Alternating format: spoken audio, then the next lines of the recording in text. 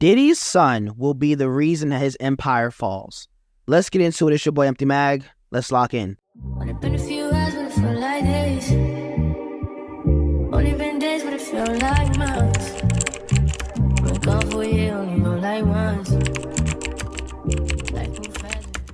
Sean Combs and his son, King Combs, might be the silliest duo that has ever stepped foot in the hip-hop industry and the rap game, okay? I have never seen a strategic misstep at such large proportions as this. Why, out of all the people would you diss, would it be 50 Cent and the federal government? That is just not a good idea, especially when your father is fighting a federal sex trafficking charge. That is a horrible idea. Why? Let's get into it. If you haven't seen Cassie, the video of Cassie and Diddy fighting in a hotel has recently come to light from 2016. This video shows him not only beating her, kicking her, dragging her back to the room, but even being so crazy to throw vases at her. He comes out of his room in a towel, rushing down the hallway like he's in glass is gonna break, and this is Stone Cold Steve Austin.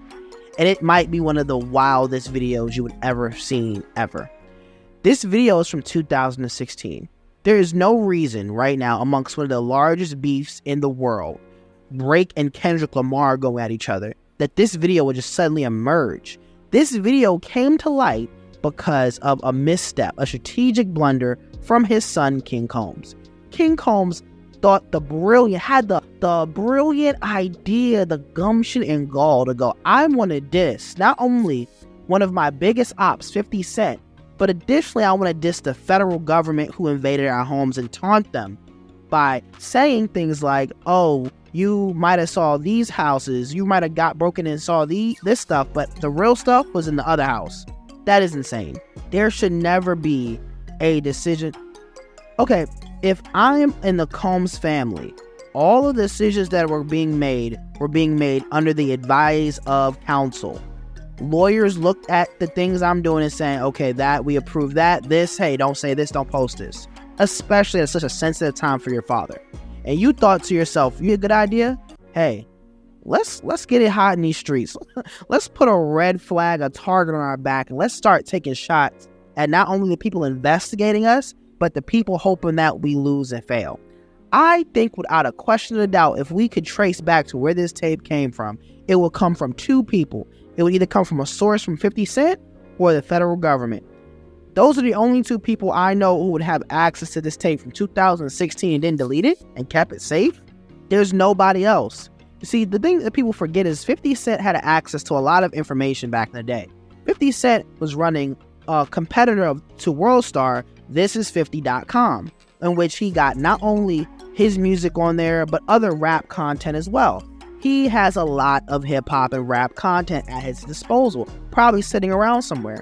And I would bet my bottom dollar that if we could trace this video to some source who gave it to CNN, it would likely be 50 Cent or someone who works in the federal government who knows this tape exists. Those are the only people. The reason why is it can't come from Cassie. She signed an NDA and she only can talk to the police about her situation. And mind you, Cassie is probably ecstatic this video comes out because it vindicates everything that she's been saying, but it also helps her in her story, because honestly, the police would have probably looked at Cassie more like, a co-conspirator rather than a victim. But because she's come out and said, no, she was a victim as well, and she is now being lumped in with those groups of people. And unlike Carisha is not being considered a victim. She's being considered a co-conspirator in this crime. She's considered one of the people who was helping sex trafficking, being in a sex worker along with 50 Cent's baby mama. So this is just a strategic misstep and plunder. And not only that, it also speaks to the overwhelming privilege and the overwhelming unmitigated gall of Puffy's son. He must be on that Diddy dust. He must be on the Puffy powder, because why? If your dad's a billionaire, are you making rap music at this time? Go run another business. Go start another business. Go do something else. But don't bring attention. You should be trying to change the public perception of your family by handing out like shoes and raising money for colleges. You should be trying to make your family's name be upheld in a good light, pristine, and put a lot of great words behind your family, not dissing people and starting rap beef and taunting the people who are investigating you. That is never worked out well for anybody, and that's not going to work out for them.